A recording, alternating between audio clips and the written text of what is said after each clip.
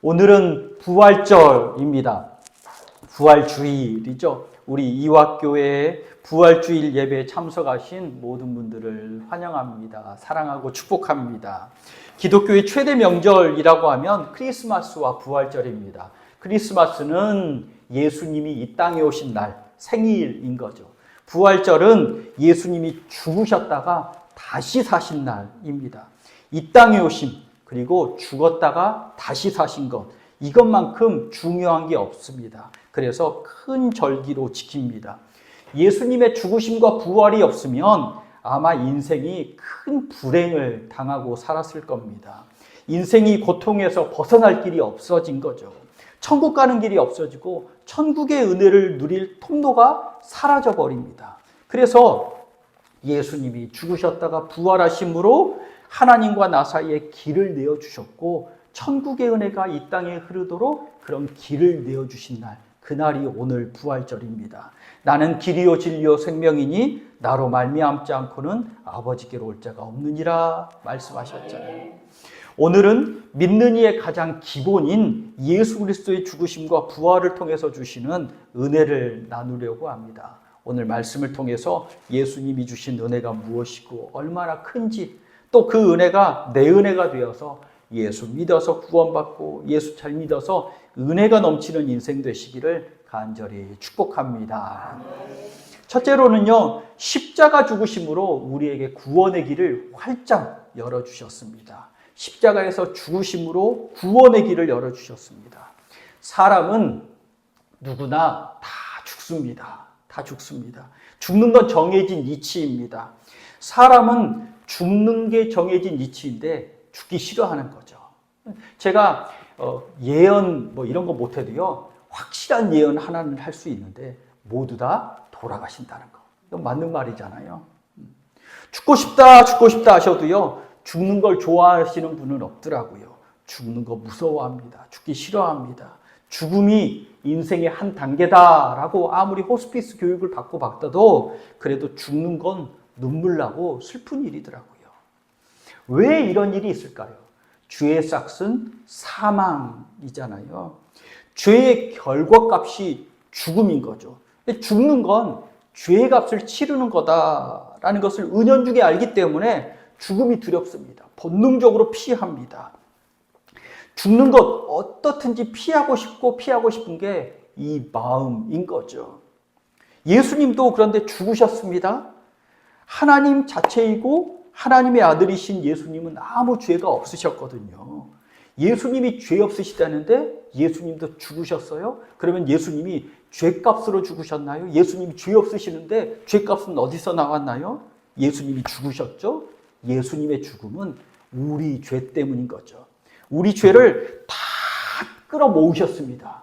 우리 죄짐을 다 끌어모으시고는요, 죄 없으신 예수님이, 그리고 죽어야 할 사람은 난데 대신 죄 없으신 예수님이 우리 죄를 다 끌어안고 다 십자가에 못 박혀 죽으신 겁니다.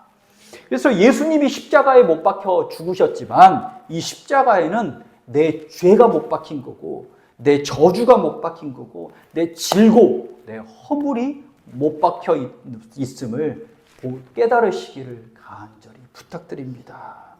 이사야서 말씀이 이렇게 말씀하시는 거 잘 아시죠?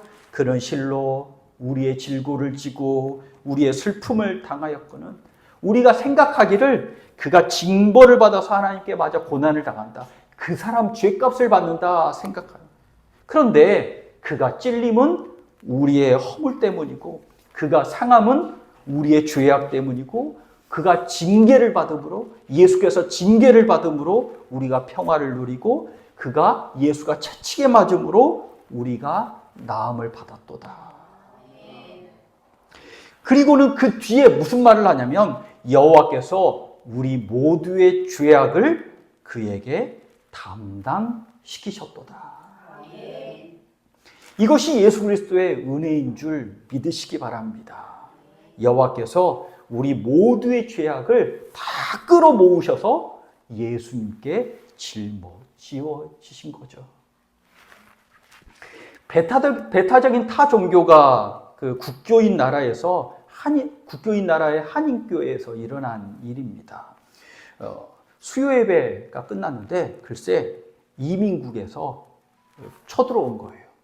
누구의 제보를 받아서 이 담임 목사님이 불법 비자를 받아서 그래서 체포하러 왔다고 사진까지 보여주면서 딱 잡으러 왔다는 겁니다. 그런데 이제 일하는 시간이 아니라 저녁 시간까지 그 사람들이 움직이려는 건 그 나라에서는요 어마어마한 일이고 아마 돈을 크게 써야 되는 일인가 봐요. 장로님과 성도님들이 잘 막았죠. 그러면서 이제 목사님이 이제 붙잡혀가지 않도록 이제 비자는 이런 것 때문이라고 잘 설명하고 한참을 실랭이하다가 돌려보냈는데, 근데 성도들 사이에서도 그렇고 누가 했을 거다 하면서 그런 일이 있으면 설레하게 되잖아요. 그리고 또 이 한인교회 목회자의 비자 문제가 그 나라 전체의 선교사들의 비자 문제하고도 걸리잖아요. 그런 선례가 한 번 있으면 그 나라의 선교사로 온 이제 선교사님들이 복음 전하러 온 선교사님들의 비자 문제가 전부 다 문제가 되기 시작하니까 선례가 되니까 하나의 큰 문제가 일어난 거죠. 그런데 다행히 그 길을 막아주셨습니다. 근데 그 목사님의 고백이 이렇습니다. 누가 했다, 누가 뭐 이런 말들이 오갈 거 아니에요. 그런데 그 목사님의 고백이 뭐냐면, 알고도 속아주는 게 목회인 것 같습니다. 알고도 속아주는 게 목회인 것 같습니다. 알고도 속아주는 게 생명 살리는 일입니다. 라고 말합니다. 예수님도 이런 거 아시죠, 여러분? 예수님이 십자가에 달려 돌아가시면서 많은 말씀을 하셨지만 그 중에 한 말씀이 뭐냐면, 저들이 알지 못해서 그렇습니다. 아버지, 용서해 주세요. 저들이 모르고 한 일입니다. 용서해 주세요. 그런데 이 모르고 한다는 게 예수님이 정말 몰라서 그런 걸까요? 속아주신 거죠. 왜 속아주셨냐면요, 구약시대 때 도피성이 있는데 이 도피성에는요, 내가 부지불식간에 내가 그럴 마음이 없었는데 살인을 했어요? 그러면 도피성에 도망가요? 그러면 살아요. 그런데 이 도피성에서 안 받아주는 사람이 있습니다. 누구를 안 받아주냐면 고의로 살인한 사람. 마음 먹고 작정하고 내가 저 사람 죽여야겠다 하고 살인한 사람은요, 도피성에 들어와도요 다시 내보내요. 도피성은요, 내가 살인할 마음이 없었어요. 어떻게 발로 돌을 한번 뻥 찼는데 그게 그냥 맞아가지고 개구리가 뻥 맞아서 터진 것 같이 그렇게 내가 마음이 없었는데 이런 일이 일어났어요 라는 사람을 보호하는 곳이었거든요. 대제사장과 바리새인과 서기관들과 예수님을 죽이라고 소리친 그 사람들은요, 예수님이 무죄한 걸 알고도 작정하고 계획해서 예수님을 죽인 거잖아요. 그러니 구원의 길이 막힌 겁니다. 도피성이신 예수님의 구원에 반열에 들 수가 없는 거예요. 하지만 예수님이 뭐라고 하신 거죠? 뭐라고 하셨죠? 저들이 모르고 한 일입니다, 주님. 저들이 모르고 한 일입니다. 예수님이 알고도 속아주신 거죠. 저들이 모르고 한 일입니다 라고 아버지께 아뢰면서 도피성이신 예수님의 구원의 역사 가운데 그들도 품어 안아주신 겁니다. 자식 키울 때 속아줘야 자식이 자라나잖아요. 속아줘야 자식이 자라납니다. 참고서 산다고 돈 가져갔는데 그거 가지고 그 다른 거 먹은 거 그거 끝까지 밝혀가지고 끝까지 그냥 그 돈 받아내면 그 자식은 나중에 주눅 들고 망하게 되잖아요. 예수님도 알고도 속아주신 거죠. 그래서 하나님의 구원의 품 안에 품어 안으실 겁니다. 폭삭 속아도 폭삭 속았다 한 거죠. 폭삭 속아도 그를 위해 속아주고 그를 위해 애써 주신 거죠. 혹시 이걸 들으시곤 그래, 교회는 그런 곳이야. 내가 사회에서는 그런 일 못하지만 교회에서는 진상 일을 해도 받아주지라고 생각은 하지 마십시오. 그런 생각을 하지 마시고요. 그러나 우리 믿음의 사람은 그래, 알고도 속아주는 거지. 그래야 생명이 살아나는 거지. 우리 다 알고도 그리고 속아주는 거지.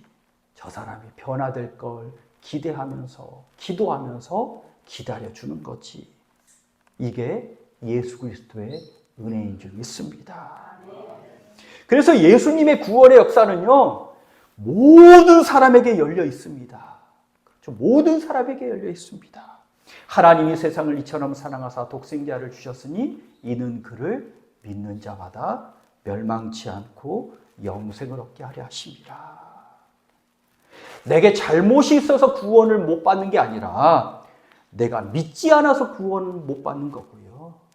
내가 회개하지 않아서 그것을 씻으려고 하지 않아서 은혜를 못 받는 거잖아요. 예수님의 구원의 길이 활짝 열렸으니 예수님을 믿으면, 확 붙잡으면 예수님이 내 손을 덥석 잡아주셔서 하나님께로 인도해 주십니다. 그래서 여기 계신 분들은 예수 믿고 구원받으시기를 간절히 부탁드립니다. 둘째로는요, 예수께서 다시 살아나셔서, 예수께서 부활하셔서 영생 복락의 은혜를 활짝 열어주셨습니다.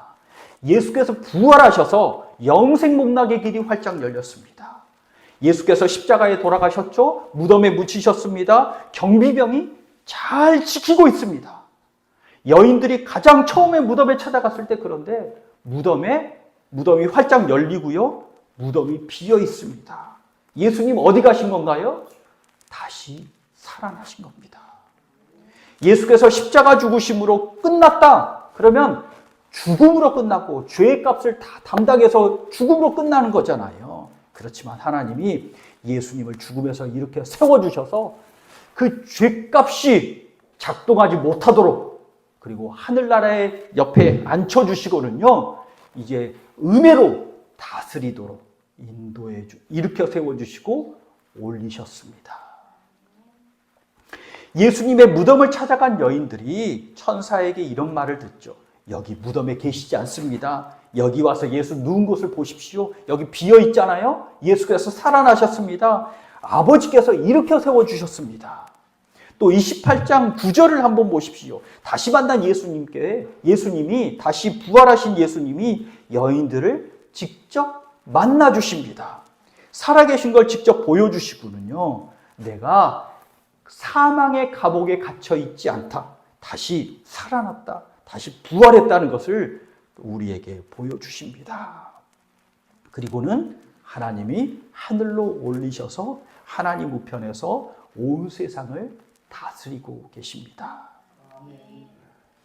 제가 우리 이화의 복덩이들 입에 이렇게 계속 붙도록, 입에 달고 살도록 하는 말들이 가끔 몇 개씩 있잖아요. 예를 들어서 나는 복덩이입니다.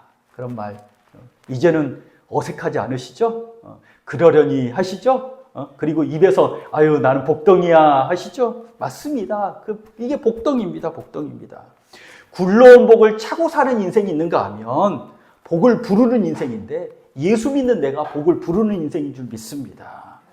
또 오는 사람 쫓아내서요, 내 주변에 아무 사람 없고 스스로 재수 없게 사는 사람이 있는가 하면, 우리 예수 믿는 사람들은요, 사람들을 부르고 사람들을 맞이하고 함께 더불어 복되게 사는 사람들이잖아요. 그래서 복덩이인 거죠.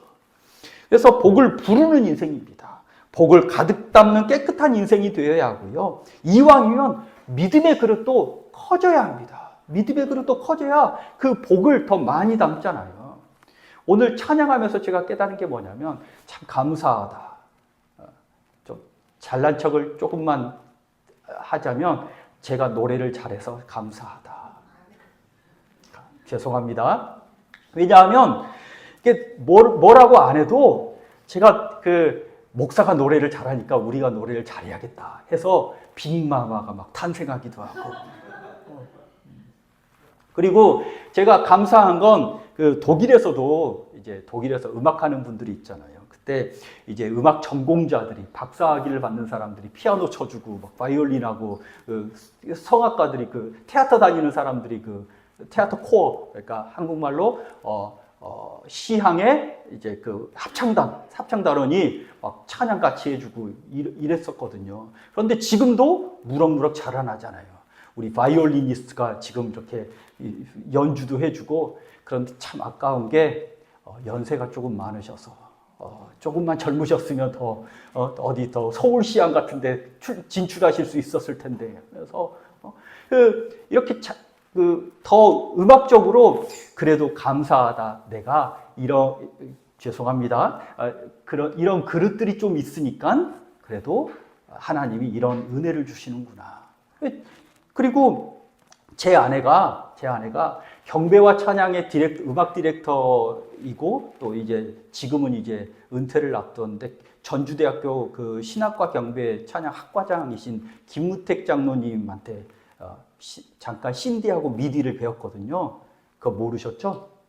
그래서 제가 기도할 때 항상 경배와 찬양의 모교 찬양을 가면서 경배와 찬양 신디 치는 사람만 이렇게 1시간 동안 이렇게 본 적도 있어요. 그런데 그분은요, 악보를 안 보고 막 치는데 인도에 따라서 딱 하면 후렴을 탁탁탁 치고 넘어가고요. 미리 콘티가 안 짜여진 것 같은데 그 다음에 딱 하면 딱딱딱딱 나오면서 야 나도 그런 아내 있었으면 좋겠다. 그런 반주자 있었으면 좋겠다. 항상 기도했거든요. 그래서 그런 사람을 만났나 봐요. 김무택 장로님한테 잠깐 배웠어요. 그런데 결혼하니까 신디 연주 실력으로 사는 게 아니라 서로 믿음으로 삽니다. 믿음으로 삽니다. 저도 뭐 결혼 전에나 노래를 불러줬지 결혼 후에는 노래를 거의 안 부르고 살거든요. 하여튼 그런데 그런 음악적인 소양이 있는 거 아시죠? 그리고 네, 하여튼 자랑은 여기까지. 그리고 또 제 딸이 이제 음악에 그래도 연고대 정도라는 곳에서 지금 학교에서 배우고 있어서 선생님이 빅마마 중에 한 분이래요. 야, 그래서 내가 드디어 우리 이화의 빅마마가 탄생했구나라는 걸 오늘 깨달았거든요. 그래서 무슨 말씀을 드리고 싶냐면 그래도 믿음의 그릇이 조금 있으니 이만큼의 은혜를 주시는 거구나. 우리 이화의 성도들도 복덩이들도 믿음이 작으면 그런데 믿음의 그릇이 크면 하나님이 그만큼의 은혜를 주실 줄 믿으시기 바랍니다. 복을 누리는 인생이 돼야 된다라고 복덩이다라고 말씀을 드리죠. 또 요즘에는요 예수 믿어서 구원받고 기도하여 응답받고 말씀 순종해서 변화받고 복을 누립니다라는 말을 계속 강조하고 있습니다. 예수 믿어서 구원받고 기도하면 응답받습니다. 정해진 이치죠. 말씀 순종하면 내가 변화되고 생각이 변화되고 복을 받게 되는 거죠. 그리고 또 하나 이제 강조하는 것들이 있는데 우리 어르신들에게 특히 어르신들에게 예수 믿으면 우리 인생이 죽음으로 끝나지 않습니다. 도깨비 보고 저희 아들이 무로 돌아가는데 하는 게 무로 돌아가는 게 인생이 아니라 예수 믿으면 인생의 복을 받고 살다가 잠깐 자는 것 같이 눈을 감았다가 딱 눈 떴는데 하나님 품 천국입니다. 천국입니다. 인생의 문은 지나가는 문입니다. 잠자는 것과 같이 잠깐 눈을 감았다가 다시 일어나는 겁니다. 성경에서도 잔다라고 말하지 않습니까? 베드로의 닭울음 소리 딱 듣고 눈을 뜨면 그곳이 하나님 품 안입니다. 이 길을 누가 만들어 주셨느냐? 예수께서 만들어 주신 거죠. 예수님께서 죽으셨다가 십자가에 죽으셨다가 3일 만에 다시 일어나셔서 천국으로 올라가셨잖아요. 그 길 지금 만들어 주신 거 보이시죠? 그래서 우리도 잠깐 눈 감았다가 뜨면 하나님이 어딜 가? 일로 와. 그러면서 예수가 올라가신 그 길로 나를 인도해 주셔서 품 안에 안아주십니다. 그러니 부활의 은혜가 얼마나 큰 은혜입니까? 어떤 사람들은요, 믿음이 없는 사람들은 뭐 어떻게 사람이 죽었다가 다시 살아날 수 있어? 야, 예수가 부활을 그런 거 없어 라고 생각하기 쉽지만, 그러나 그 일은요, 예수님을 완전히 실패자로 만들고 예수님을 완전히 무덤에 묻고 싶어 하고, 그리고 우리가 가는 하늘길을 끊어버리려고 하는 거죠. 하나님이 만들어 놓으신 그 천국 가는 길을 끊으려고 하는 겁니다. 성경에서 그렇죠. 그 부활을 부인하는 사람들이 예수님의 시체를 잃어버린 거야. 이런 말도 합니다. 아니, 그런데 무덤 지키는 경비병들은, 그 사람들은 그냥 선 겁니까? 호시탐탐 누가 오지는 않을까? 경비를 잘 섰을 거 아닙니까? 그리고 예수님이 기절한 거야. 다시 정신 다시 일어나서 도망치신 거야. 그런데 그 성경은요, 이제 물과 피가 완전히 나눠졌다고 하죠. 그 완전히 죽었을 때 혈액이 이렇게 분리되는 현상이라고도 하고요. 로마 군사가 참으로 쿡쿡 찔러서 확인해 봤잖아요. 우리 전쟁 영화 같은 데 보면 어떻습니까? 죽음 확인하려면 총으로 딱 쏘잖아요. 그때 움찔하면 산 거잖아요. 예수님이 확실히 죽었다라는 것을 증언해 주잖아요. 또 여인들이 다른 무덤 찾아간 거야. 아니, 생각해 보십시오. 이 좁디 좁은 그 마을에서 잘못 찾아갑니까? 내 밭? 아니면 다른 밭? 잘못 찾아가지 않잖아요. 그리고 여인이 2명, 3명이나 똑같은 곳을 봤거든요. 3명 다 잘못 찾아갈 확률이 그렇게 높을까요? 그러니까 하늘 가는 길을 끊어버리는 사람들의 말이 참 많습니다. 우리 마음에 예수 부활의 그 놀라운 은혜를 믿는 믿음이 있으시기를 간절히 축복합니다. 옛날에 코미디언이신 그 구봉서 장로님이 그런 말씀 하셨대잖아요. 하도 안 믿어가지고, 야, 아니 너가 뭐 그리 똑똑해서 그러냐? 자기 아버지가 살리셨댔잖아. 자기 아버지가 복 주신대잖아. 그러니까 넌 상관마. 너도 복 받고 너도 다시 살아나고 싶으면 그거 믿으면 되잖아. 하나님이 살리셨다는 걸 강조하고 있습니다. 하나님이 우리 예수님을 죽음에서 일으켜 세워주십니다. 그리고 고린도전서 15장에는 이렇게 말씀하십니다. 그리스도께서 죽은 자 가운데서 다시 살아나사 잠자는 자들의 첫 열매가 되셨다. 그리고 아담 안에서 모든 사람이 죽은 것 같이 그리스도 안에서 모든 사람이 삶을 얻게 된다. 그러니 우리가 예수 그리스도 안에 거하면 우리도 육신은 잠깐 잘지 모르지만, 그러나 하나님이 우리를 깨워서 품 안에 안으시는 줄 믿으시기 바랍니다. 예수님의 십자가의 죽음 그리고 부활, 이걸 통해서 하나님과 통하는 길이 활짝 열렸고요. 영생복락의 길이 열렸고요. 그리고 우리에게는 형통의 길이 활짝 열렸습니다. 믿음으로 꽉 잡으면 예수 그리스도의 십자가 은혜와 부활의 영광이 내 은혜, 내 영광이 됩니다. 예수 믿으셔야 합니다.